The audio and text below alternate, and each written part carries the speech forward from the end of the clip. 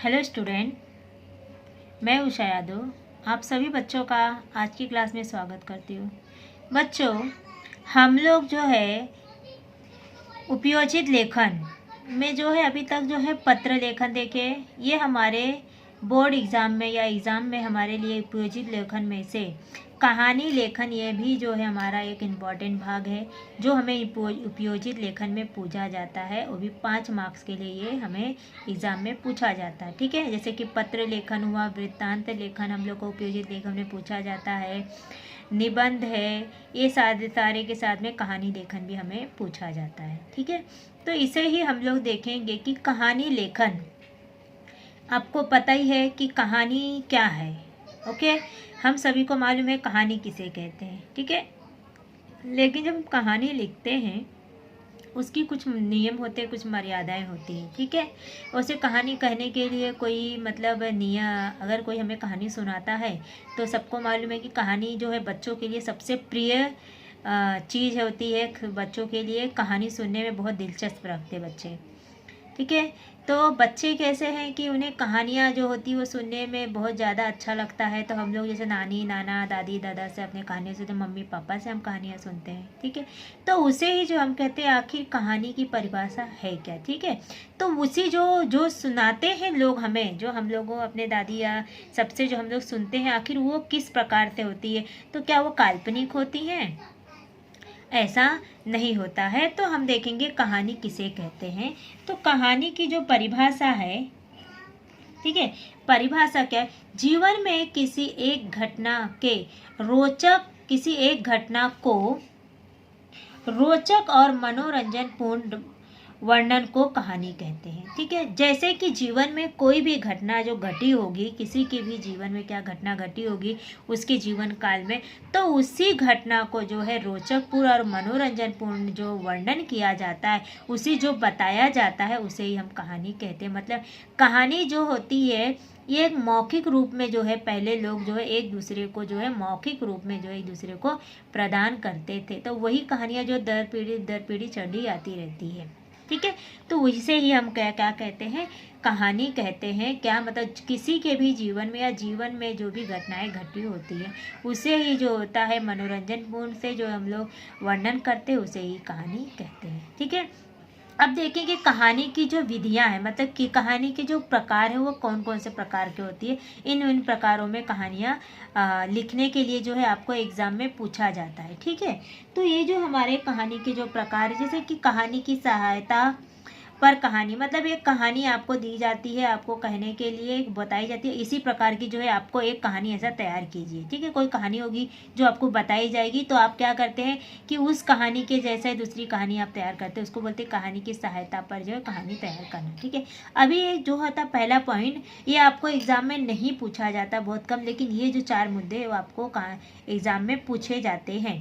ठीक है, जैसे कि मुद्दों के आधार पर कहानी, मुद्दा मतलब होता है आपको डैश डैश किया जाएगा, कुछ मुद्दे दिए जाएंगे, उसके आधार पर जो है आपको कहानी लेखन करने के लिए कहा जाता है। ठीक है, अपूर्ण कहानी को पूर्ण करना। ठीक है, अपूर्ण कहानी को पूर्ण करना मतलब कोई ऐसी कहानी रहेगी जो अधूरी होगी, उसे जो है आपको पूर्ण करने के लिए कहा जाता है, वो जो है कहानी लेखन के अंतर्गत आता है।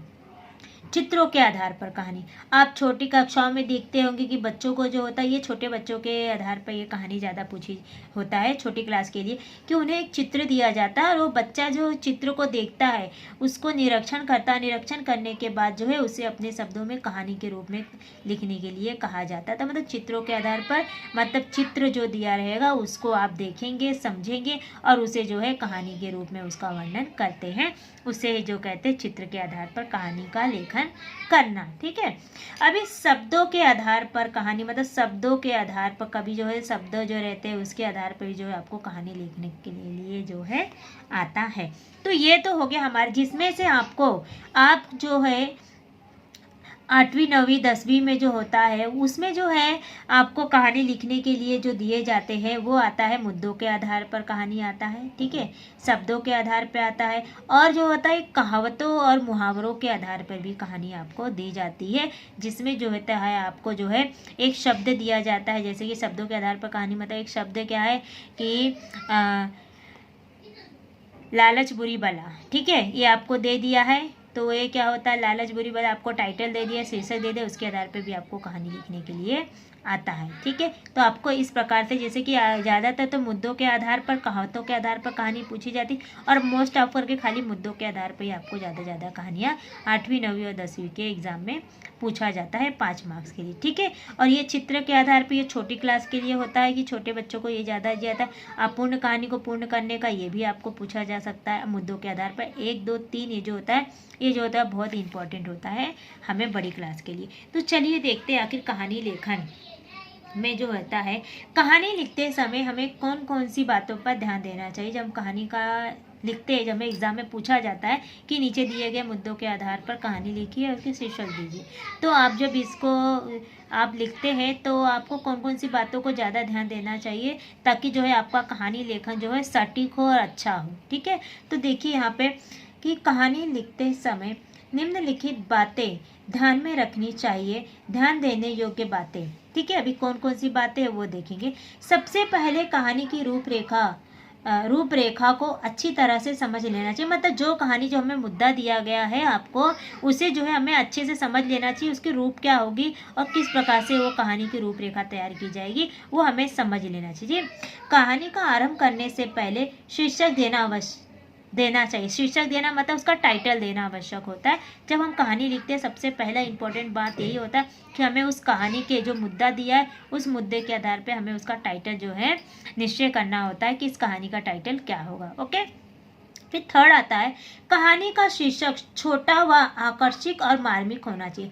मतलब कि जो हम लोग शीर्षक दे रहे हैं कहानी को, कहानी के मुद्दे के आधार पर जो उधर पे है, उसके आधार पर जो भी हम लोग शीर्षक दे रहे हैं वो जो होता है छोटा होना चाहिए और आकर्षित होना चाहिए। ठीक है, और उसके बाद चौथा पॉइंट आता है, कहानी का शीर्षक अर्थपूर्ण होना चाहिए। मतलब ऐसा नहीं हम कोई भी शीर्षक दे दें, उसका कोई मीनिंग ही नहीं निकले, उसका कोई अर्थ ही नहीं निकला, ऐसा नहीं होना चाहिए। जो हम कहानी को शीर्षक देंगे उसका जो है एक भली भांति जो अर्थ निकलना चाहिए, उसका कोई मीनिंग निकलना चाहिए। उसके बाद आता है हमारा 5वां पॉइंट, कहानी के मुद्दे को अच्छी तरह से पढ़ लेना चाहिए। जो भी मुद्दा दिया गया है कहानी लिखने के लिए आपको, उसे जो है हमें सबसे पहले उस मुद्दे को अच्छी तरीके से हमें पढ़ना है और उसे समझना है, तब जाके हमें जो है कहानी लेखन करना स्टार्ट करना चाहिए। उसके बाद जो हमारा 6वां पॉइंट आता है, प्रश्न में दिए गए मुद्दों के आधार पर ही कहानी लिखना चाहिए। जो हमें मुद्दा दिया गया है, ऐसा नहीं होता है कि बहुत बच्चे क्या करते हैं कि कहानी का जो मुद्दा रहता है उसे छोड़कर क्या करते हैं, वो जो जगह जहाँ डैश दी रहती है वो खाली उस डैश को ही भर देते। ऐसा नहीं होना चाहिए, हमें खाली डैश भरने के लिए नहीं कहा गया, हमें तो वो मुद्दा दिया गया और उसके आधार पर हमें कहानी लिखना चाहिए। मतलब जो हमारा मुद्दा है उसी के हिसाब से हमें कहानी लिखना चाहिए, उससे अलग जो है हमें कहानी नहीं लिखनी चाहिए। अन्यथा उस कहानी जो है आप जो लिखेंगे वो कहानी जो है आपका व्यर्थ होगा, वो कहानी अच्छी नहीं होगी। ठीक है, और आपका एग्जाम में मार्क्स पूरा कट हो जाएंगे। ठीक है, कहानी लिखते समय मुहावरों और कहावतों का भी प्रयोग करना चाहिए। मतलब क्या है, ऐसे कभी जो होता है कि हम जब कहानी लिखने बैठे हैं तो कभी ऐसी बातें जो होता है उधर पे हम लिखते समय आपको उस मुद्दे में आई रहती, जो दो इंसान आपस में संवाद करते हैं, उस संवाद में हमें ऐसे लगता है कि ये जो बातें बोला इसके ऊपर ये मुहावरा या कहावत जो यहाँ पे फिट बैठेगी या जो उसके ऊपर वहाँ पे सही बैठेगी, तो हम लोगों को ऐसे मुहावरों और कहावतों का प्रयोग जो है कहानी में लिखते समय प्रयोग करना चाहिए, ताकि जो हमारी कहानी जो है और अधिक रोचक हो और अधिक जो है आकर्षित बन सके। ओके, उसके बाद जो हमारा आता है 9वां पॉइंट, वो है कि कहानी का घटनाक्रम कैसा होगा यह निश्चित कर लेना चाहिए। पहले से ही हमें कहानी जो लिखने से पहले हमें ये निश्चित कर लेना चाहिए कि कहानी का जो घटनाक्रम है, मतलब कहानी जो है कौन से क्रम से घटी होगी, उसे जो हमने निश्चित करके जो हमें यहाँ पे जो है कहानी लिखना स्टार्ट करना चाहिए। मतलब जब हमें घटनाक्रम जो है निश्चित किए रहेंगे तभी जो है कहानी हम अच्छे से लिख सकते हैं। कहानी भूतकाल में ही लिखी जानी चाहिए। 10वां पॉइंट क्या है, कहानी जो है कभी भी हमें जो है वो भूतकाल में ही लिखनी चाहिए और हमें जो है भविष्य काल में कहानी नहीं लिखनी चाहिए। वर्तमान काल में हमें कब कहानी नहीं क्योंकि कहानी हम लोग उसे कहते जो बीती गई घटनाओं को ही हम लोग लिखते, तो इससे वो भूतकाल में होता है। इसलिए कहानी कभी भी हम जब कहानी लेखन करते हैं तो वो कभी भी भूतकाल में ही होना चाहिए। ठीक है, संवाद प्रसंग प्रसंग अनुरूप जो है बदल सकते। जो संवाद होते प्रसंग के अनुसार, कौन सा प्रसंग आया है उसके अनुसार जो है संवाद में परिवर्तन आ सकता है। ठीक है, संवाद को दोहरे अवतरण चिन्ह, जैसे कि ये दिखाई दे रहा है, दोहरा अवतरण चिन्ह के द्वारा ही दर्शाए। जो संवाद दो व्यक्तियों में संवाद चालू है उसे जो है कभी भी हमें दोहरे अवतरण चिन्ह में ही दर्शाना चाहिए। ओके, शीर्षक कहानी की कथा से जो है संबंधित और संक्षिप्त छोटा होना चाहिए। जैसे मैंने आपको पहले बता दिया, जो हम लोग शीर्षक देंगे वो जो हमारी कथा है या जो हमारी कहानी है उसी से ही उसका संबंध होना चाहिए। ये नहीं कि हम कहानी कुछ और लिख रहे और शीर्षक हम कुछ और डालें, ऐसा नहीं होना चाहिए। और जो होता है वो संक्षिप्त और छोटा होना चाहिए। जैसे कि आप जैसे महात्मा का न्याय, ये जो होगा, ये जो कहानी लिखी होगी महात्मा का न्याय, उसमें जो है इसी की कथा कही होगी। झूठ का फल, ठीक है, झूठ का फल, ये जो हमारा शीर्षक है और इसमें जो है आपको कहानी जो पढ़ी जाएगी वो झूठ के फल के ऊपर ही होगी। इस प्रकार से आपको शीर्षक देना है। ओके, उसके बाद हमारा चौथा पॉइंट आता है, वो है शीर्षक कहानी में घटी घटना पर आधारित होना चाहिए। वही जो है मैंने आपको पहले बताया, जो शीर्षक हम देंगे वो कहानी में जो भी घटना घटी होगी उसी पर ही आधारित होना चाहिए, उससे अलग नहीं होना चाहिए, जैसे मैंने आपको यहाँ पे बताया। उसके बाद हमारा 15वां पॉइंट आता है, कहानी से मिली सीख कहानी के अंत में लिखना चाहिए। जैसे कि जब कहानी हमारी लिख के ख़त्म हो गई है पूरी, उसके बाद जो है हमें एक हेडिंग डालना होता है, सीख, मतलब कहानी से आपने क्या सीखा, आपको कहानी से क्या सीख प्राप्त हुई है, ये जो है हमें जो है पूरी कहानी लिखने के बाद जो है सीख हेडिंग डाल के लास्ट में लिखना होता कि कहानी से हमें ये सीख मिली है। ओके, उसके बाद आता है हमारा 16वां पॉइंट, वो है सुवचन अथवा कहावतों के आधार पर कहानी लिखते समय छात्रों को अपनी इच्छा के अनुसार कहानी लिखने की पूर्ण स्वतंत्रता होती है। ठीक है, जैसे कि आपको जब भी आप सुवचनों या कहावतों को, जैसे आपको दिया गया एक हेडिंग दिया रहेगा, एक टाइटल दिया होगा, कोई कहावत दिया रहेगा, या कोई सुवचन दिया होगा जिसके आधार पर आपको कहानी लिखने के लिए कहा जाता है, तो उसमें आपको पूरी स्वतंत्रता होती। लेकिन जैसे कि आपको जो कहानी दी गई है, ठीक है, उसी के हिसाब से जो है आपको कहानी लिखनी होती है, ना कि आपको कोई और कहानी लिखनी होती है। जैसे कि अगर मैंने आपको कहानी दिया है ईमानदारी का फल, एक वचन दिया, ईमानदारी का फल दिया है आपको, ठीक है, ईमानदारी का फल अच्छा होता, अगर आपको ऐसा कुछ हेडिंग दिया है तो ईमानदारी का फल अच्छा होता, आप क्या करेंगे उसके हिसाब से जो है आप वहाँ पे जो है क्या करेंगे, कहानी लिखेंगे। अब एक जो है अगर आपको दे दिया, एक कहावत दे दिया है कि एक अनार 100 बीमार, आपको ऐसा हेडिंग दिया है और आपको इसके ऊपर कहानी लिखनी, तो आपको एक अनार 100 बीमार का मतलब समझ में आए कि मतलब एक जो है नौकरी है उसको प्राप्त करने वाले अनेक लोग हैं, ठीक है, एक पद रिक्त है, तो मतलब है कि उसको जो प्राप्त करने वाला अनेक है, तो उसके हिसाब से जो है आप उसको कहानी के अंदर उसको लिखेंगे। ठीक है, तो आपको पहले उसे समझ लेना चाहिए। ठीक है, मतलब कहानी जो आप लिखेंगे कभी मुहावरों और सुवचनों के आधार पर, तो आपको जो शीर्षक से ही संबंधित होना, मतलब जो शीर्षक है आपको उसी से ही संबंधित लिखना होता है, जैसे मैंने आपको बताया। ठीक है, उसके बाद जैसे कि कहानी का 17वां पॉइंट है कि कहानी का प्रारंभ मध्य भाग से उसका संबंध होना चाहिए। मतलब जब कहानी का प्रारंभ हुआ तो उसका संबंध मध्य भाग से होना चाहिए और मध्य भाग का संबंध कहानी के अंतिम भाग से होना चाहिए। जैसे कि एक कहानी आपने स्टार्ट किया, पहला प्रारंभ किया, उसके बाद उसका मध्य भाग से पहले के प्रथम भाग का जो होता है संबंध होना चाहिए, उसके बाद जो है आपके दूसरे भाग का संबंध जो है दूसरे भाग से होना चाहिए। ठीक है, इस प्रकार से जो है कट टू कट लिखना चाहिए।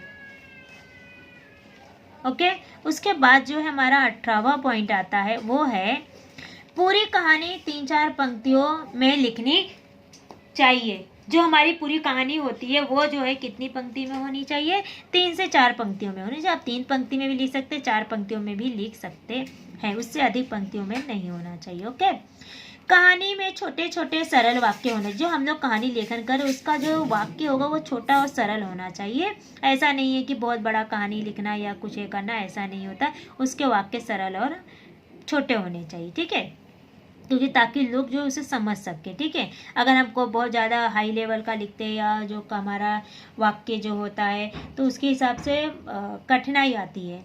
कहानी को समझें। ठीक है, भाषा शुद्ध होना आवश्यक, मतलब कि जो कहानी में हम लोग जो भाषा का उपयोग कर रहे हैं वो जो होता है ग्रामेटिकली होना चाहिए, मतलब व्याकरण की दृष्टि से शुद्ध होना चाहिए, उसमें व्याकरण की कोई अशुद्धियाँ नहीं होनी चाहिए। ठीक है, उसके बाद 21 मतलब 21वां पॉइंट आता है घटनाओं का वर्णन क्रमबद्ध होना चाहिए। जो भी घटनाएं उस कहानी में घटी है वो क्रम अनुसार जो है क्रमबद्ध होना चाहिए, मतलब जो घटना जिस घटना जैसे जैसे घटी है उसी के अनुसार जो उस घटना को उस कहानी में आपको लिखना होता है। ऐसा नहीं होना चाहिए कि कहानी में कोई और घटना लिखी है तो आप जो है कुछ और लिखेंगे और कोई घटना पहले घटी है तो उसको आप बाद में लिखेंगे, ऐसा नहीं होना चाहिए। ठीक है, कहानी में जो घटना घटी रहती है वो क्रमबद्ध ही घटना जो है आपको दर्शाना होता है। ठीक है, अभी चलिए देखिए, आप एक जो है कहानी लेखन है उसे हम देखेंगे।